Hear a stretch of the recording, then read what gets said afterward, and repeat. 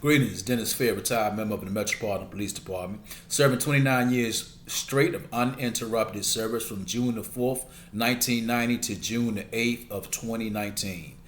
The opinions that I give and the advice that I give are nothing legal to use in reference to legal advice. These are my opinions and my personal opinions. I'm not affiliated with any law enforcement agency whatsoever. I'm not affiliated with the Metropolitan Police Department. These are my opinions and my opinions only. So take it for what it's worth. That's just basically a disclaimer for myself in case somebody says, well, you said do this and I wouldn't be found guilty. Because there are individuals out there that will actually try to run with something I say and take it to another level.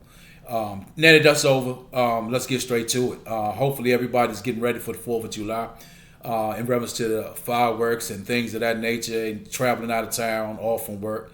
This is going to be an interesting 4th of July weekend for various reasons. For one reason, in reference to the DMV area, there's an extreme low amount of officers with the Metropolitan Police Department that are actually on the street. You're not going to find that on the news. They're not going to tell you that. I'm going to tell you because I'm familiar with the whole circumstance with the low numbers of the Metropolitan Police Department.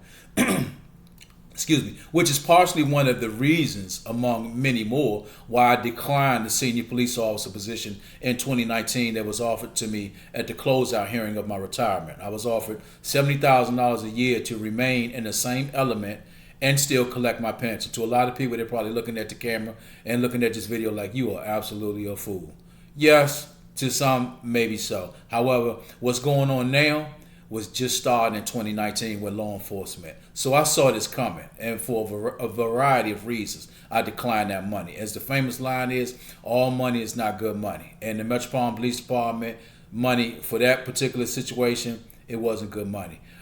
There's obviously the 4th of July is pretty much upon us. We have the mall, which is an extremely large gathering for the mall, probably the largest actual event of the year down at the mall. And I'm going to be honest with you, currently right now, there's not enough police in the Metropolitan Police Department to really cover that detail. Of course, they have assistance with Park Police, which is pretty much also running on fumes as well. I spoke to an officer in 2019 or maybe 2018 before Park Police was extremely thin as well. I met an officer on Military Road near Rock Creek Park, and he explained to me his closest backup in reference to the Park Police that night would be coming from downtown on 14th Street. The closest officer, Park Police officer to Military Road was down on 14th Street. They had maybe like 4 officers working that night.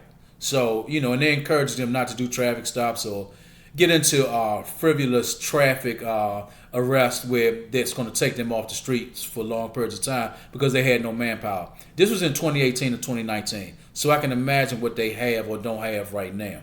The Metropolitan Police Department, I know for a fact, doesn't have manpower or woman power to be politically correct. The Metropolitan Police Department is actually offering $6,000 in assistance in reference to rental assistance. I believe they're offering 14 days free in a hotel until you actually get your living situated.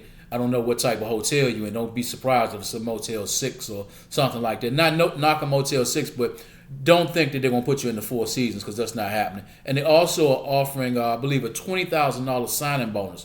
I don't know how that works. I'm sure that there's something in the contract where you can't leave after a certain period of time or you have to pay back the money. Now, the Metropolitan Police Department is not, and the D.C. government is not just being generous because they have money to do this with. What it is a form of desperation. They're so desperate right now as far as recruiting that they're unable to find any individuals in this area that are either eligible or want to be in law enforcement. The ones that are eligible choose other occupations. And the ones that really want to do it, they either have, marijuana charges or maybe a dirty urine or can't pass the credit check or have numerous speed violations. There's so many, or they don't have the associate degree. There are so many things nowadays that will prevent you from being a police officer. Most people don't even make it. It's almost equivalent to trying to make it into the NBA. Very few people make it into professional sports. And there's so many guidelines in the law enforcement with the Metropolitan Police Department there, not to mention the polygraph, which is something they didn't have when I was when I came on in 1990. That wasn't part of the interview process. The polygraph was not in existence at that time.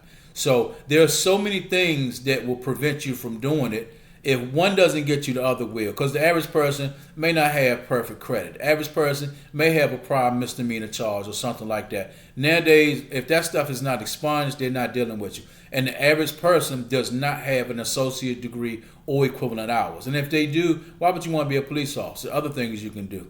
I mean, not saying that a police officer is a bad occupation, because I sure made a living off of it and I have no regrets. However, in this day and age, it's extremely stressful. It's a whole nother world when you go to a job where every day, for the most part, every interaction with you is negative, and for the most part, the majority of the individuals you come in contact with you, it's a negative situation.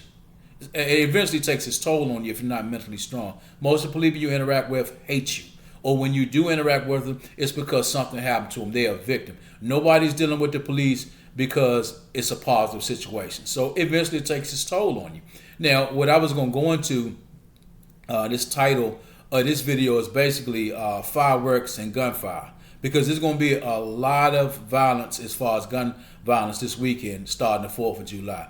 One of the reasons is obviously you have the 4th of July. You have fireworks. And normally what happens during fireworks, although fireworks for the most part are not illegal, but there are certain fireworks that are illegal, like obviously your M80s, your cherry bombs, your skyrockets, everything that's quote unquote fun. You know what I'm saying? For those that grew up in that era back in the day, you know what I'm saying? I'm not saying that it's right to go get illegal fireworks, but I've had my share. I can't speak for everybody. I've had my share of illegal fireworks, and it doesn't make it right, but I enjoyed it, and I have no problem admitting that. I had a ball with mine back in the day when I was younger. However, these fireworks are illegal that you see or hear around the DMV area, Washington, D.C. However, the thing about it is you're not going to really, although illegal, you're not going to see any enforcement of that. First of all, most people don't know this. The Metropolitan Police Department cannot recover fireworks.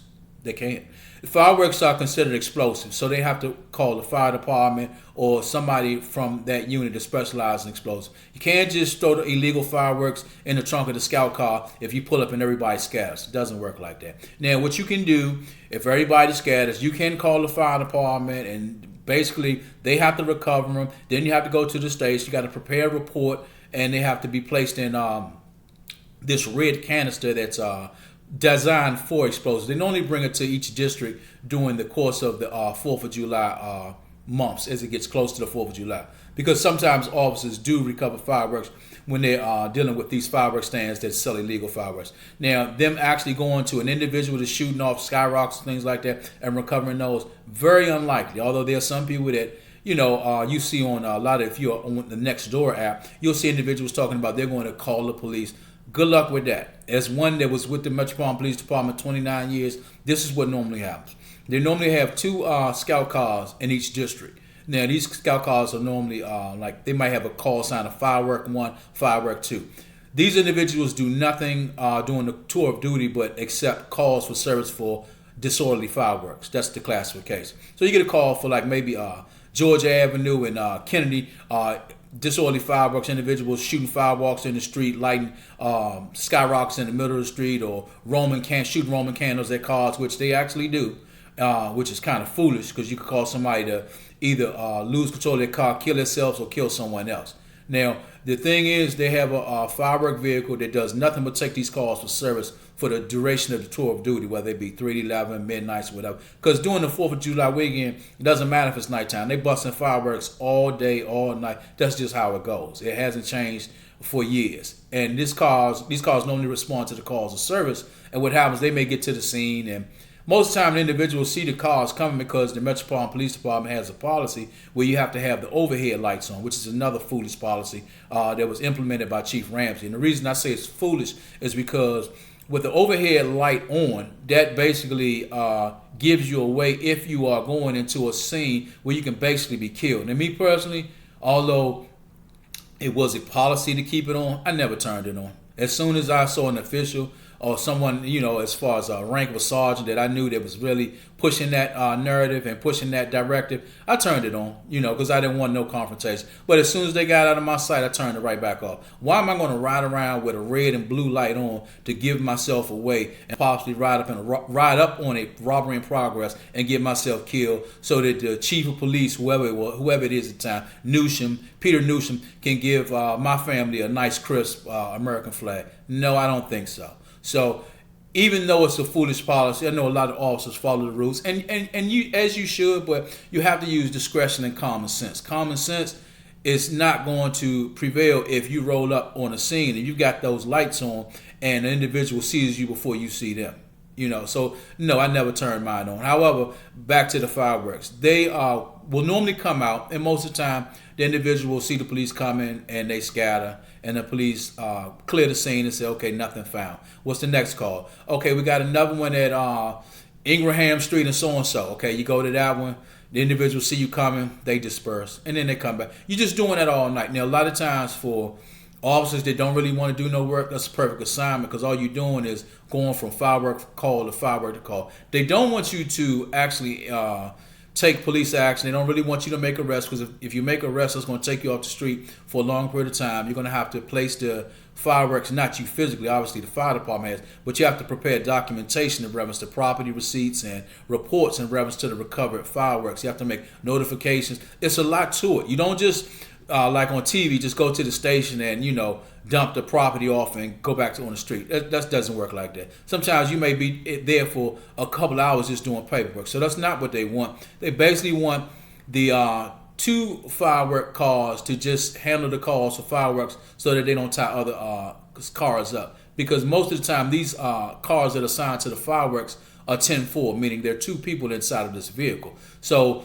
they're handling a lot of calls that the regular officers don't get called for. So that eliminates it. And a lot of times you'll get the calls constantly for gunshots. Now, any call for gunshots, there has to be a report generated. The reason that this transpired is because at one point you would get calls for gunshots, and the officers a lot of times during the nighttime would not do a thorough job of searching. Some officers wouldn't even get out of the scout car. They would go to the scene, ride past, okay, you got a sound for gunshots on so-and-so Benning Road or so-and-so M Street. No area is like invincible from gunshots. It can happen anywhere. That's why I'm using those streets as well. Georgetown area, and you have individuals go to these scenes. A lot of times these officers didn't even get out of the car.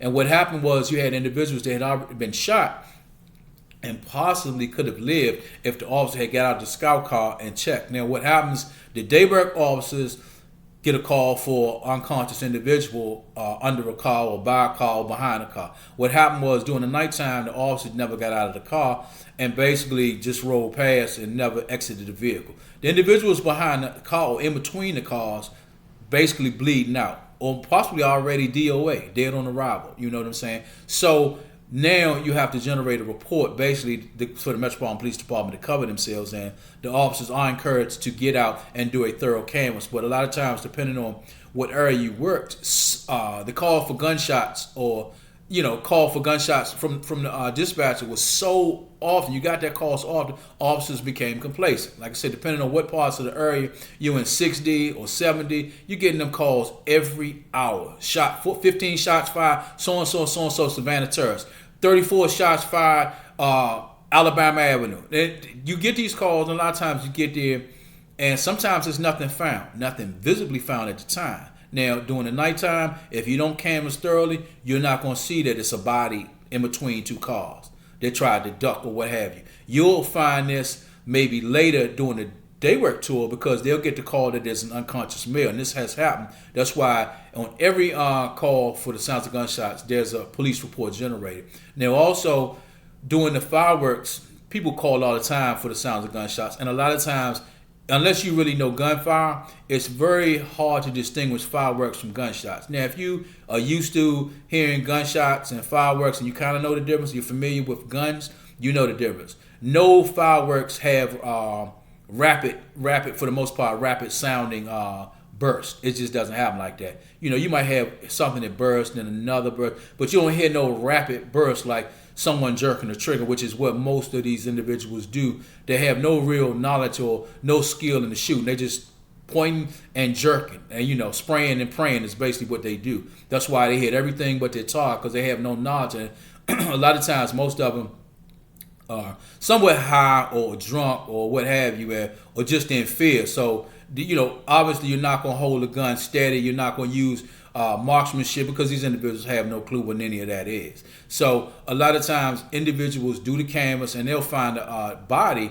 the next day. And the thing is, with the sounds of gunshots, there's a blanket set of numbers, of report numbers. It's only one set of report numbers, and what they normally do is use that one set of report numbers for all the calls for service for gunshots and fireworks and what have you. So a lot of times there's a report generated, but it's only one set of report numbers that's assigned for gunshots for that night. Now, with the current staffing, I'm going to be honest with you, there's going to be a violent weekend. I don't wish for this. I don't want to see this happen, but it's unfortunately inevitable, because the staffing on the Metropolitan Police Department is so thin. They don't have enough individuals to even staff this detail on the 4th of July.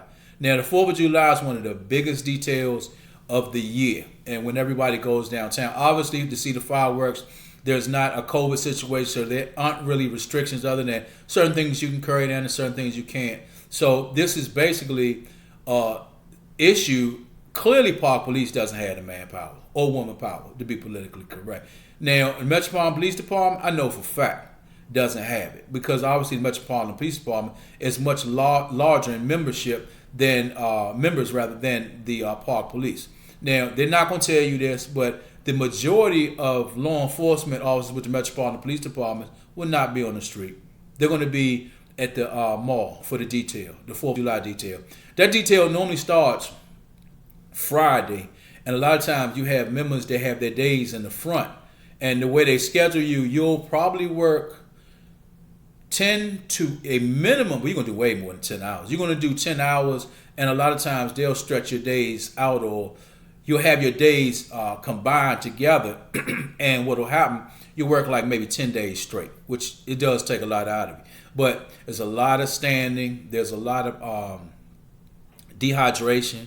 You do have periodically officers that do collapse from dehydration down on the mall. And depending on the temperature, if it's one of those extremely hot 4th of July, it's a problem. And the thing is, that goes all week, and it's not just for the 4th. That detail normally starts at the beginning of the midweek. They change people's days off and what have you, and they have individuals down there. And I'm sure they're going to put everything they have for the mall, because it's such a large detail, and because of what's going on with Roe versus Wade in reference to individuals climbing bridges, individuals climbing cranes. And like I said, I'm going to be honest, I'm going to go into this a little deeper. There is going to be, and I know people are like, why would you say that? I'm just being honest. And you can come back later and tell me, I don't know how you knew that, but you were right. There's going to be an active shooter in D.C. And people probably sitting there like, why would you say that? Do you want that to happen? No, I don't want it to happen, but I'm extremely familiar with the Metropolitan Police Department. I'm familiar with the city, and I know what the Metropolitan Police Department can do and what they can't do.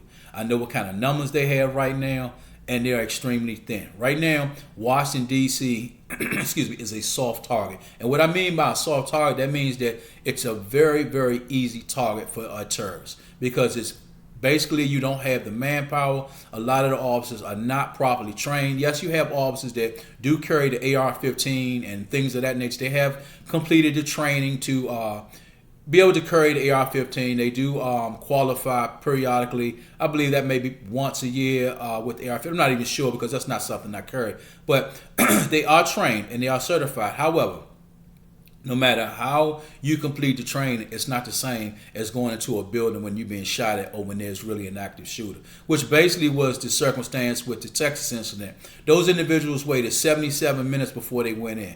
Basically, they were scared, and they were in a situation they were unfamiliar with. Now, it's easy to say what police will do and what police won't do, but you can go to the police range at Flexi or the academy or wherever you train and shoot at a target, shoot at a paper target all day. The paper target is not moving. unless you're using the automated thing to turn it and bring it towards you and what have you. The paper target is not shooting back at you. You don't hear screaming. I mean, they try to simulate these things during training. A lot of times they turn the lights off, had a little lights flashing like police lights. You'll have people screaming through the sound and the speakers, but in your mind, that's not real. So you get used to training like that, and it's a simulated situation. So it's not the same as going into a building when it's really you hear those gunshots going off. Now, these individuals in Texas didn't go in that building, and basically they caused children to die. Now, they should have went in the building as soon as they got there, but unfortunately, 77 minutes, that's over an hour. What were they doing?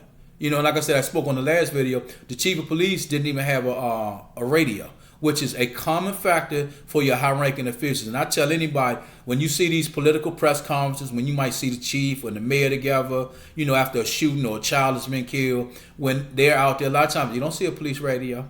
Now, maybe somebody, the driver of the chief may have the radio, because most of the time, excuse me, a lot of times the chief is not driving, which I can understand.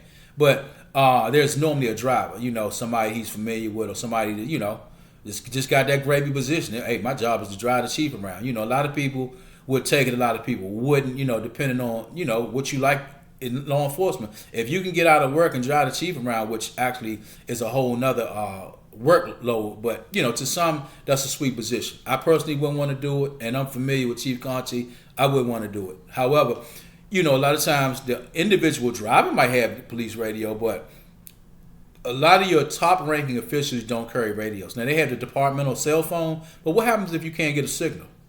Which is it's crazy, but a lot of times you're only as good as your experience. If you don't have the experience of going into a live fire situation, and I'm talking about not simulate, I'm talking about when somebody's really in there firing and killing individuals.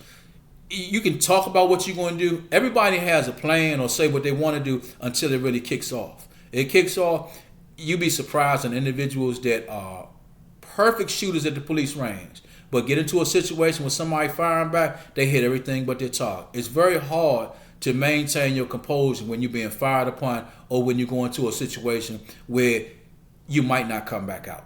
Now, it's easy to go to the police range, you mess up, hey, we can do this again. You got to bring these targets, you got to bring your shots up, your shots are being pulled to the right. The instructor's telling you that, but when you go into a building and you don't know where that shooter is, and you hear those shots, because you hear them going off, it's a chance you might not come home.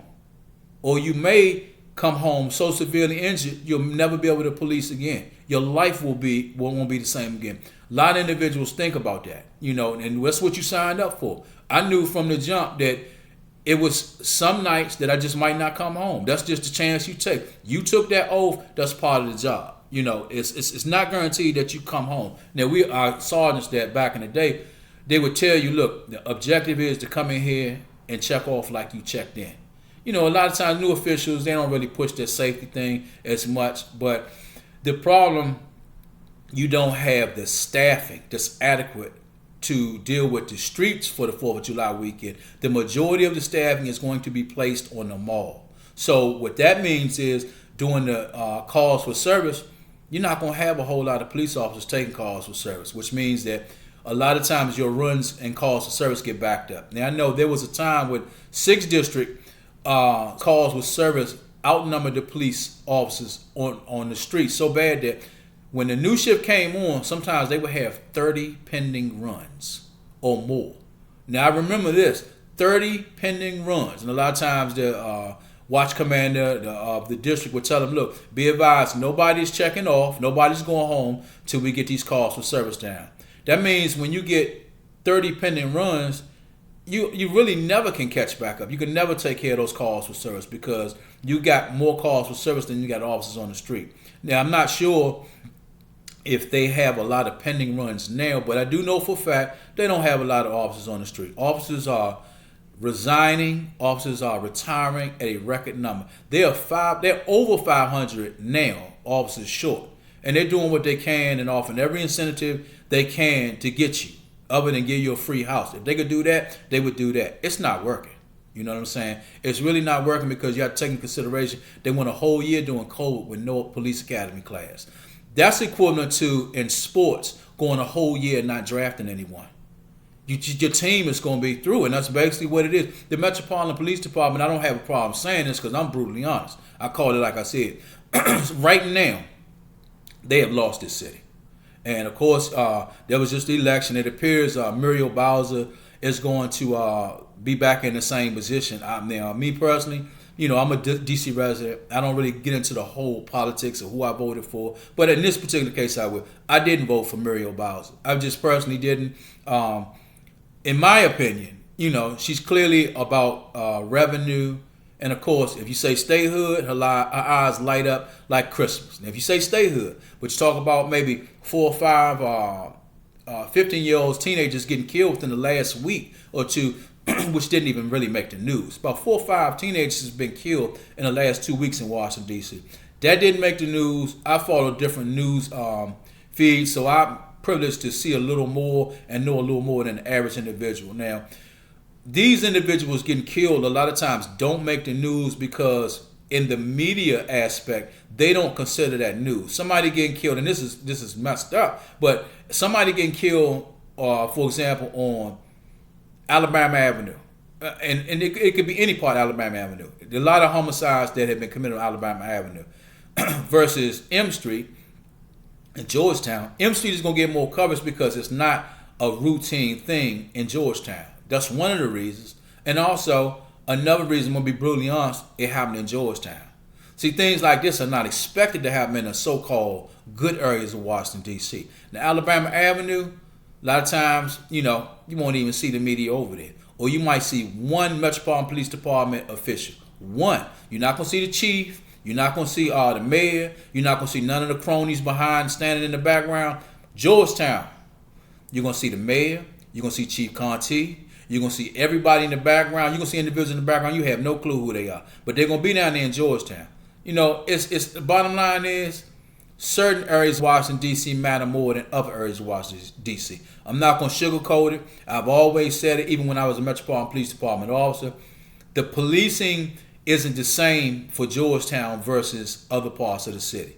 Georgetown individuals, I can't speak now because I'm not there, have always gotten better police services than a lot of the individuals over in the other districts. Now, some of the officers, are good all the way around, but we've had details where officers came to the 2nd District and talked to the citizens like they were crazy. Now, I've worked all over, but they've talked to the citizens like they usually talk to the citizens over 6 or 7D, which you really shouldn't disrespect any citizen. I don't care what area they are. You shouldn't belittle or be disrespectful toward any citizen, but a lot of the officers were used to saying whatever they wanted to say, and the citizens from the 2nd District or areas of that area were a little more proficient when making complaints. And I'm not saying they were more educated or anything like that. Sometimes that might have been the case, but in other areas of Washington, D.C., in the city, like say, for example, across the bridge on the south side, southeast, a lot of individuals felt that it's pointless to make a complaint. It's not going anywhere. Whereas in a Georgetown or a higher affluent area where the property value is a little more, these individuals, if they don't get the situation resolved when they send that email, they're going to the next level. Oh, I didn't get a response? Okay, well, let's contact this city council member. Or let's contact the chief of police. Let's contact the deputy chief, see what he says, since I didn't get a response. So a lot of times, people talk about, I'm going to make a complaint. They had no reason to stop me. And then that's why I have the video, how to make a complaint against police. Because I'm not with the police department or any in organization that's law enforcement that's dirty or doing wrong. I give both sides. Now, I'm not on the side of any citizens or anything like that. If you ride dirty, you get caught with a gun, come on now. The bottom line is, you can't say the police just profiled you because you were black, although that happens, but this your 5th gun charge. Man, they just stopped me because I was black. Again, this your 5th charge. Man, I'm telling you, man, it must be the car or something, man. They did profile. Dude, this is the 5th gun charge you got. You got to come up with something else. Just say maybe you in a Bermuda Triangle of D.C. or something. You just in that area. But a lot of people make excuses. I don't make excuses for nothing. You either on the right side or you on the wrong side. I don't care whether you're police or whether you Joe Blow citizen. I'm not taking sides with the police because I was a police. That's not how I get down. However, the thing is with the whole law enforcement thing is the majority of these officers are going to be in the mall. So you're not going to really have any coverage in the streets. And you will see, starting Friday, it's actually going to start before Friday, you're going to see Friday until Tuesday, it's going to be an extremely violent weekend. I think we're at 108 homicides right now in D.C. So the homicides up 21%. And like I said, the mayor, I don't understand. I mean, personally, they say a lot of people didn't vote. Most of the people that I did see on the news voting were a lot of older people, senior citizens, what have you. I didn't see a lot of young people vote. That doesn't mean younger people didn't come out, but they gave some statistics on who voted and who didn't, which I take with a grain of salt. And the reason I say that is because I have seen statistics altered by top officials of the Metropolitan Police Department. You might classify a crime as a felony, and they'll have an officer change it to a misdemeanor just to keep this crime stats low. Yes, that did happen, and it probably still does. I'm not going to sugarcoat it. Many officials downgraded felonies to misdemeanors just to keep those crime stats low. So that's why when people give me things, well, it says statistics say, FBI statistics say that more white people are killed by police than black people. Okay. Now, my thing is with that's statistics. And you can believe what you want to believe, but they're statistics. And I ask you the question is, who composes these statistics? That's just like saying you believe all dogs are bad, and come to find out who composed the stats for all dogs are bad, and you looking at a group of cats. I mean, that's basically the same logic. You can't take that logic. You have to use common sense. That's all I'm saying. Use common sense. Don't believe everything you see on TV and everything you read, because some of it is just BS. And I can verify some of the stuff with the Metropolitan Police Department is straight BS. I've seen it. I've witnessed it. And another thing that's one of the things they often hit you with, there's 3,500 police officers. No, there's not. Honestly, it's about, I know right now the Metropolitan Police Department is under 3,000. I know for a fact they're under 3,000. Because what they don't tell you is a lot of times when they give you that 3,500 member total, they're not talking about members on the street. That's just a total. They're not talking about members that are detailed to the police academy. They include everybody in that bunch. So 3,500 sounds like a lot of police officers, but what they will never tell you is, out of that 3,500, how many of those officers are actually in patrol? They will never tell you that, and they're going to give you the runaround if you ever ask. Because the numbers, if they ever gave those truthful numbers, it would have people in tears. Because there's not a lot of police officers on the street. And it's shown. It's shown. You just had an incident on U Street in reference to the Mochella, whatever it is. Mochella, I'm probably saying it wrong. But they normally had it every year. Now, this was an illegal event. It was illegal because they didn't have a permit to do this. I believe it was one of the bands on one of those trucks where a lot of times the bands ride through the city playing go-go music, Backyard. I've seen Backyard. A few other bands on there, which is cool. But no permit. A lot of times in roll call, the officers are instructed and told about these events and who has a permit or what's going on prior to going on the street. Now, obviously, they knew this was a unpermitted event. Likely, they did not stop it in the beginning because they didn't want to cause any problems or offend anybody, and it got out of control. And it got bigger and got bigger. A fight started, and next thing you know, shots fired. A Metropolitan Police officer got shot in the leg, I believe. From last I spoke with the officer, he's in stable condition, which doesn't really mean a lot. But if you get shot in the leg, anywhere rather, depending on where you get shot and what you get shot with, that bullet is not coming out depending on where it is. And if you get hit in the ankle or any part of your leg, that could end your career. And that could just basically change your life, your quality of living. And depending on how much time that officer has. Now, if he doesn't have an ample amount of time on, they will retire that officer.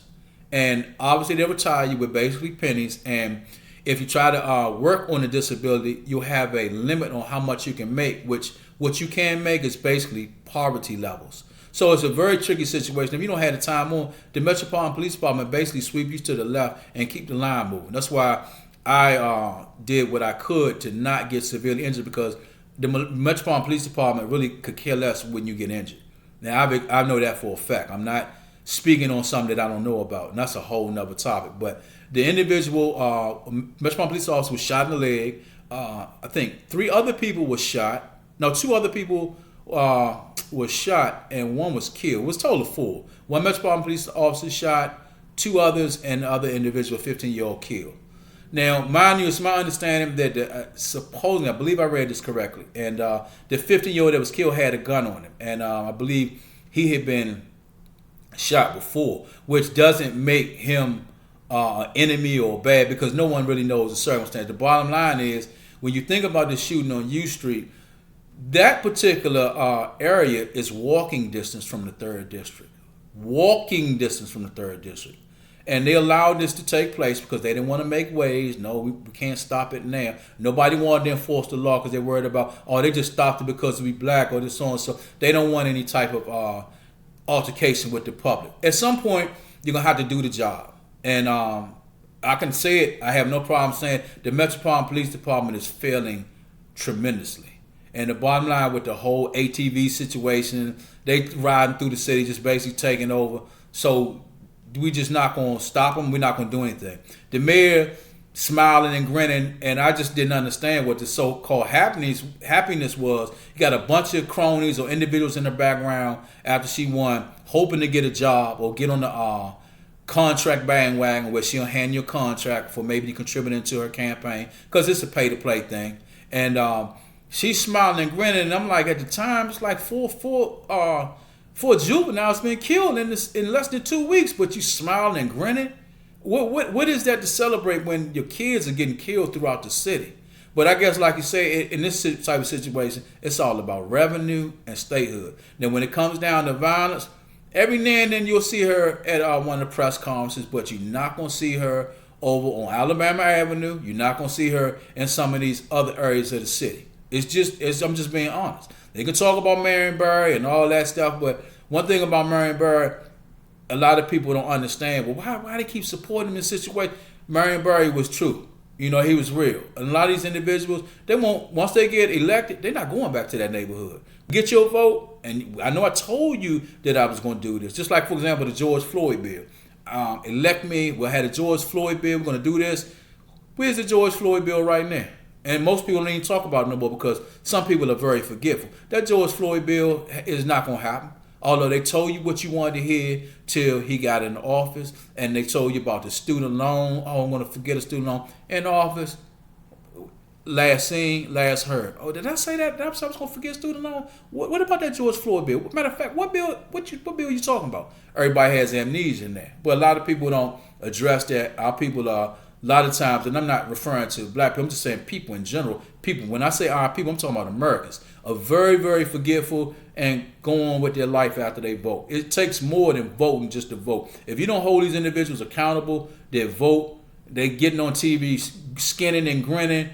In your city, you can't even walk a top breed dog without having a gun put in your face, and you smiling and grinning, you got a problem. And like I said, my thing is, no, the chief is not responsible for crime. However, he runs the police department. So when there's a 21% or when there's an increase in homicides every year for the past 4 years, who's going to be held accountable? At some point, somebody got to say, hey, look, chief, what is your plan?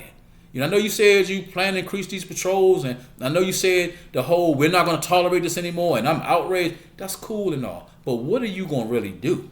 Because I haven't seen nothing. I don't know about y'all watching this video. I haven't seen anything other than talk. You know, I'm outraged and prayers to the family, condolences to the parents. That BS gets old. It's like it's reading from a script.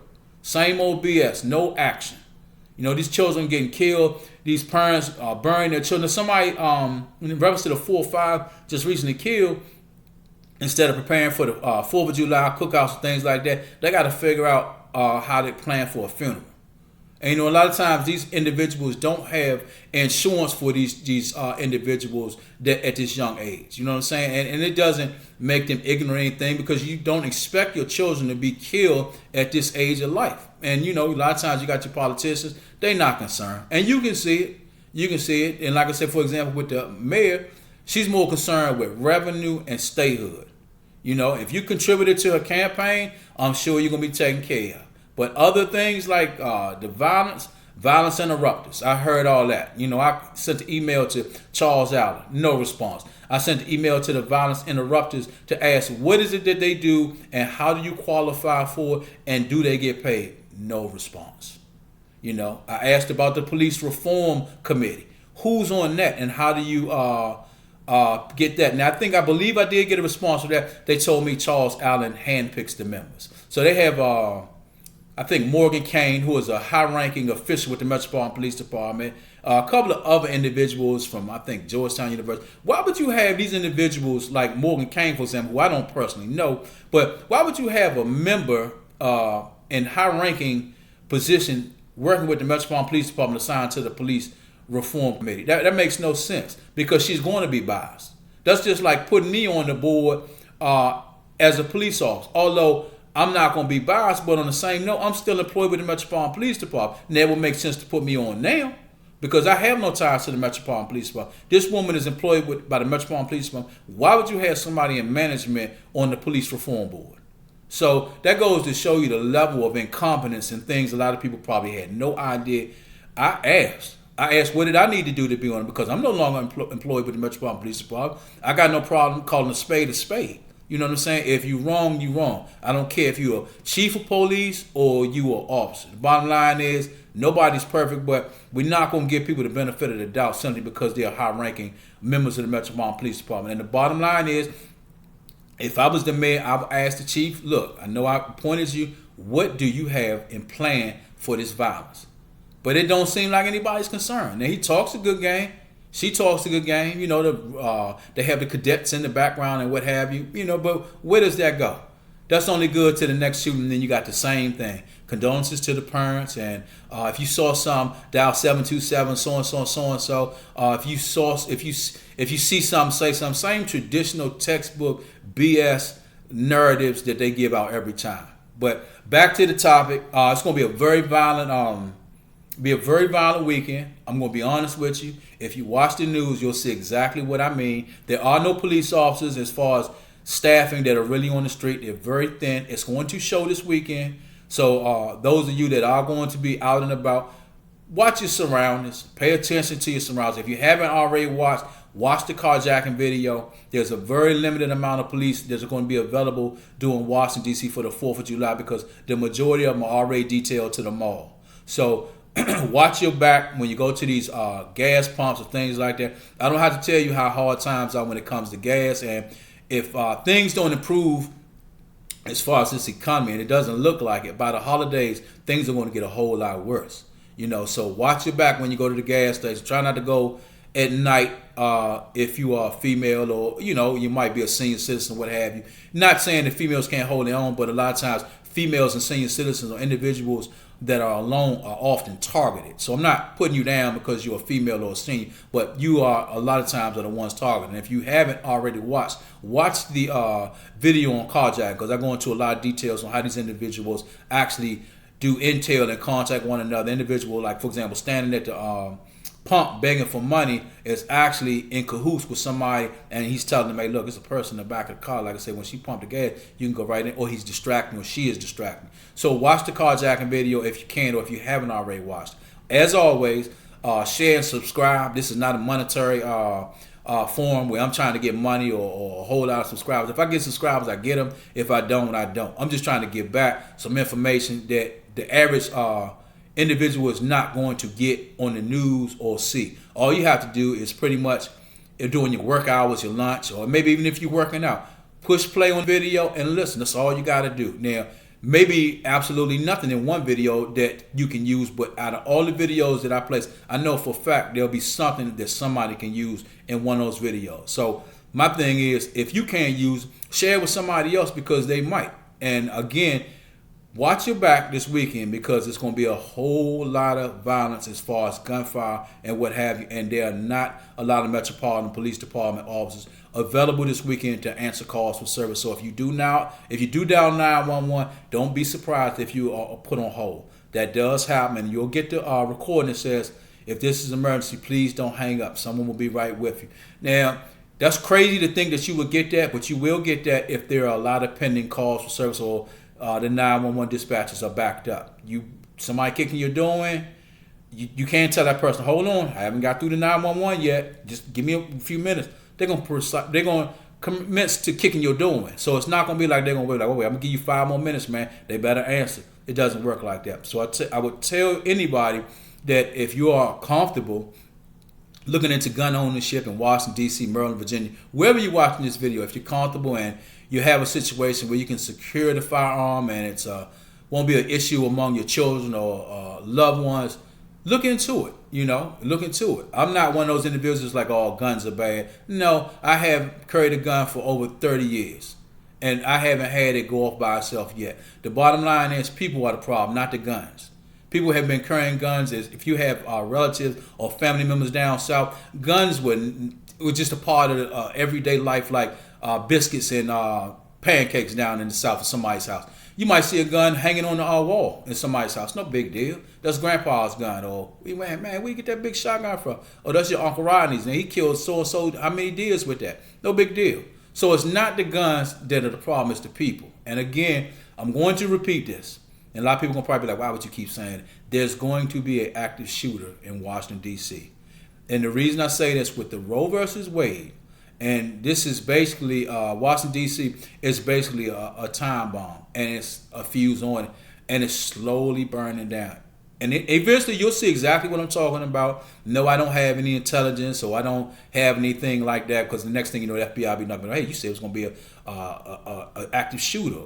Do you know something we don't know? No, I don't know anything, but the circumstances of this city and the staffing of the Metropolitan Police Department, extremely poor, thin staffing. And like I said, the Metropolitan Police Department and the D.C. government doesn't give away money. And when you see these type of incentives, that means they are struggling. And as far as the officers that are currently within the senior police program, they have decided to stay and collect that money. Don't get me wrong, it's a lot of money to be made, $70,000, and then you still getting your pension. Now, it's very tempting, but my mind, my state of mind, and things like that mean more to me than collecting that cash. I can get a part-time job as a Walmart greeter if I really wanted to work, and without the BS. But the thing is, with the Metropolitan Police Department, it's going to be a problem because they don't have the staff, and you have individuals, a lot of them are on leave for the 4th of July. People have submitted committed leave like a year in advance, which you can submit your leave in advance for the 4th. So a lot of people won't even be working anyway because they have vacation and things like this planned. So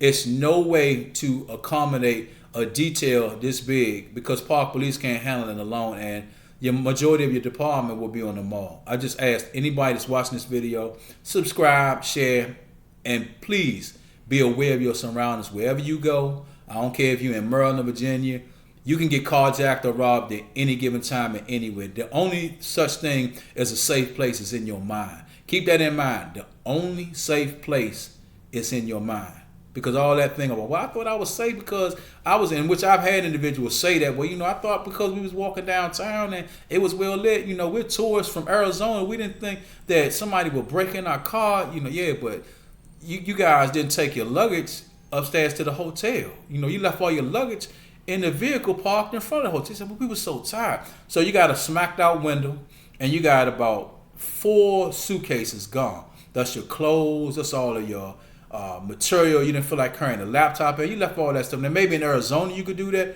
but in Washington D.C.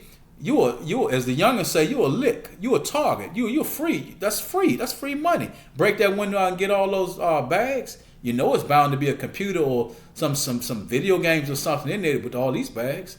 So use common sense, use good judgment, and I'm going to do another video. I may do it before this week is out, in reference to the active shooter and how to educate your children on it, because it's something that children need to know what to do in that situation. As far as if they have a situation where somebody's talking about, man, I'm gonna bring this gun to school, I'm sick of this teacher.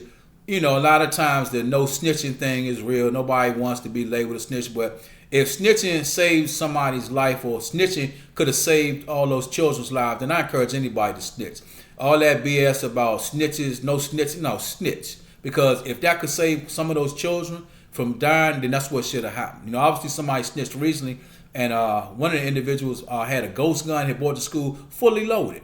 And another individual was just, I saw on the news, at the airport, that was had a loaded handgun. Now I don't know how stupid you got to be to forget you got a handgun in your carry-on. That just goes to show, for every handgun that you see that they've caught, there have been a lot of handguns that have gotten through. And this individual that was caught, that's not his first time carrying. He didn't just ran and say, you know what, I'm going to try to take a gun through the airport. He's done it many times, or she has done it many times. It's just some individuals get through depending on how proficient the TSA individuals are and whether or not they catch it. Because individuals are getting through the airport with guns. You see it all the time. It's not always on the news, but they're always getting guns at the airport and carry-ons. Why you would want to carry a gun in a carry-on, I don't know. Now, you can legally carry a legal firearm, to another city, what have you. It's just a way of doing it. Me personally, I'm not going through all that. You know what I'm saying? If I'm going somewhere where I need to have my gun, I probably don't need to go.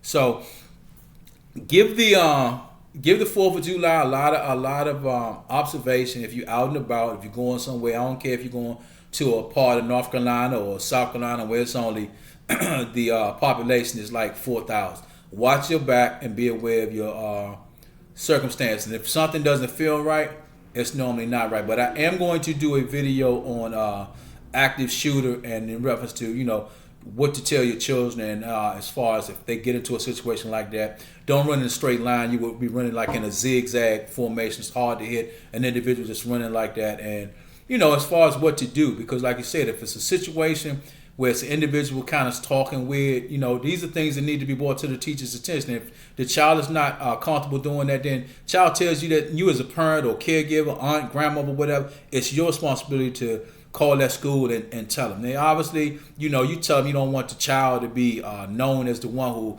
disclosed it. Obviously the child's safety is important, but you can't ignore it. And this is one of the things, like I said, I've got to go into. A lot of parents nowadays don't even communicate with their children. As long as that child's got a computer in their face or a phone, they out of my head. He's not bothering me. Let them stay on that phone for hours. You have no clue what the children are looking at on the phone. But like I said, that's a whole nother topic that I'm going to go into. But communicate with your children at least so you know what's going on. If you don't do nothing like, hey, how was school? Don't just leave it there. What did y'all do in school? Who had a problem? Did anybody get in trouble in school? What's so-and-so like? What's this teacher like? Investigate and learn about the child's friends and things like that. Don't just let your child hang with individuals you have no knowledge of. I'm going to tell you this, and then I'm going to go ahead and close out. Years ago, my father was deceased now.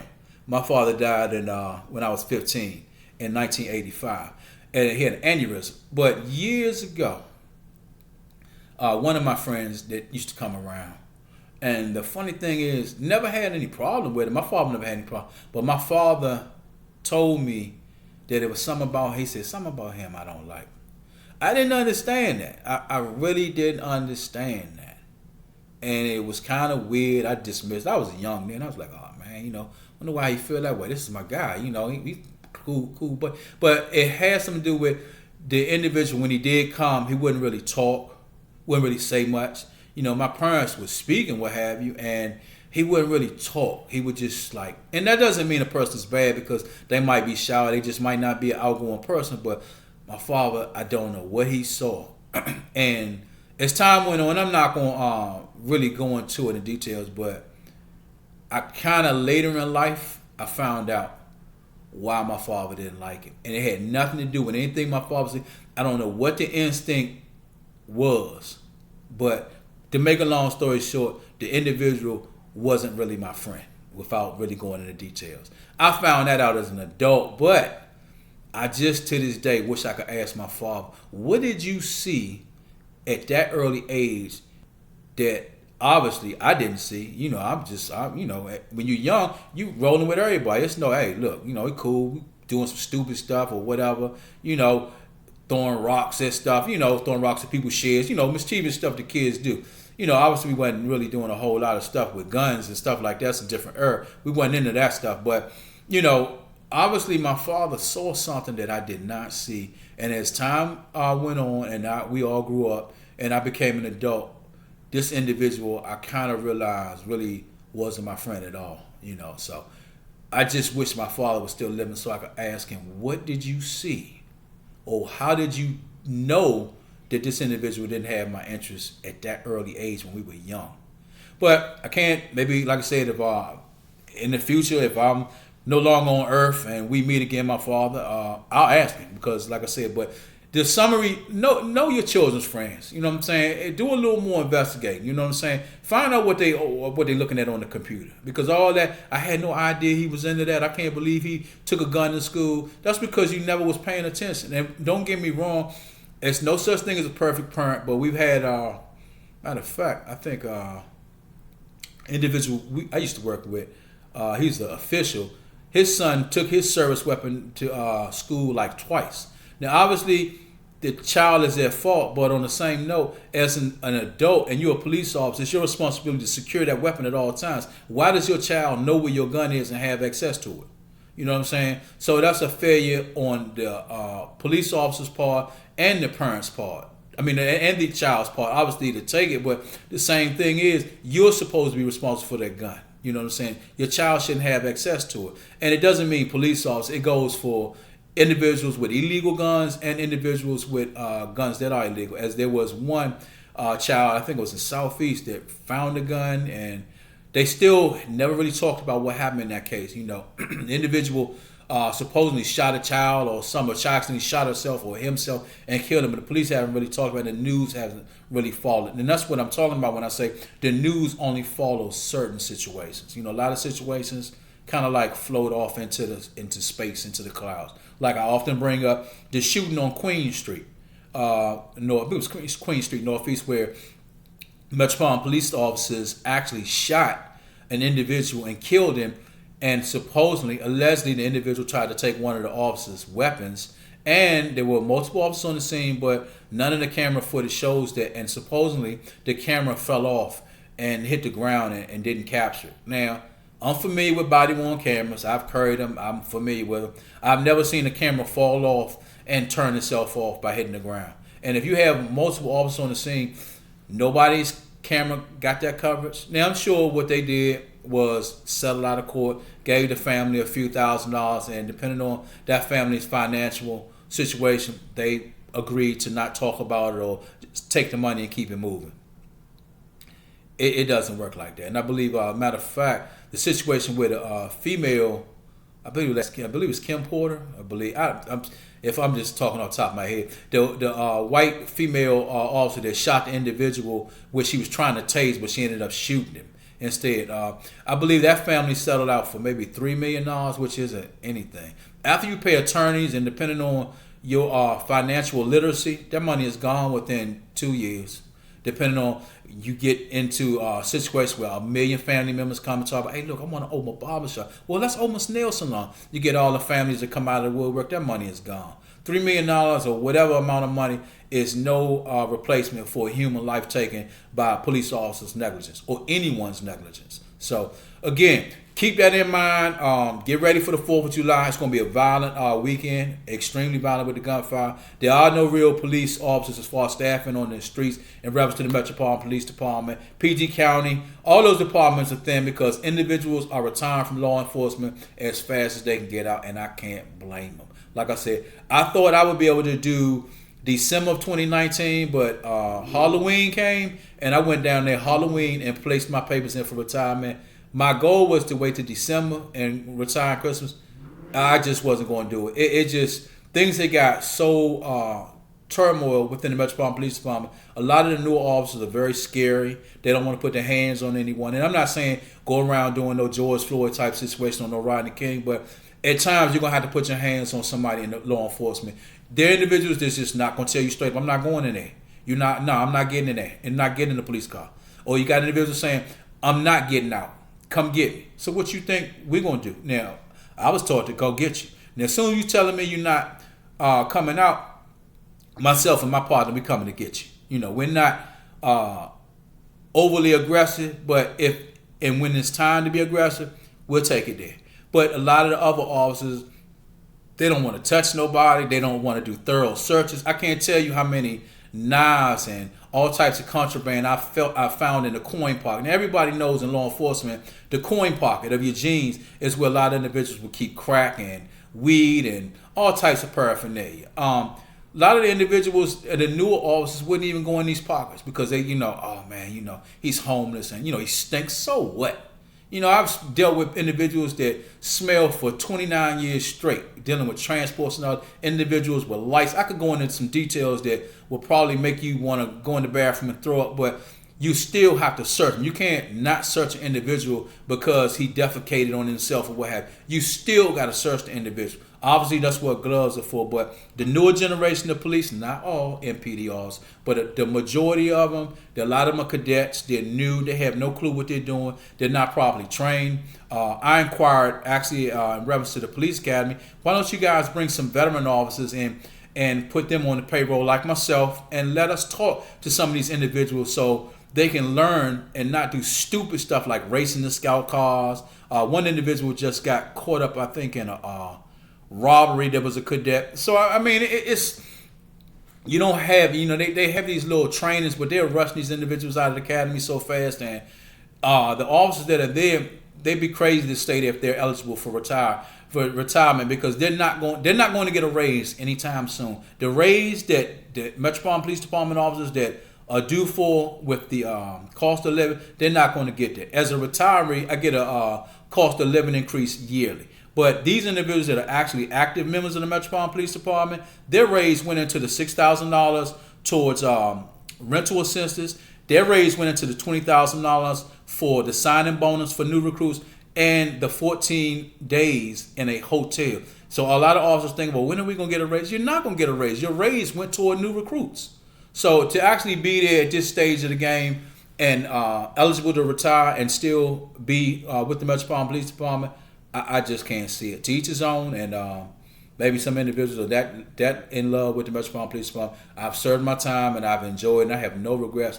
I loved every minute of it when I was there, but at some point you have to know when enough is enough and when it's time to move on. You have to have some common sense. So look, everybody have a great 4th of July. I'm going to have some more videos in reference to the active shooter, what to look for, what to pay attention to. But be aware of your children's friends and what your children are doing. You know what I'm saying? Because the fact that you think he's not smoking weed or I didn't know he was on pills, that explains why there's a razor blade. They cut the pills. If you gotta go into your child's drawers and as far as pulling the drawers out, going through their clothes and stuff like that, do what you got to do, because the last thing you want to do is look stupid when the Metropolitan Police Department or any department comes to your house and tell you, man, we need you to come to the hospital as soon as possible. Looks like Rodney has overdosed, and you're gonna kirk out. It's your child, as you should, but the thing is, you had no idea this individual was even using drugs, and this individual's been using drugs for about 4 years.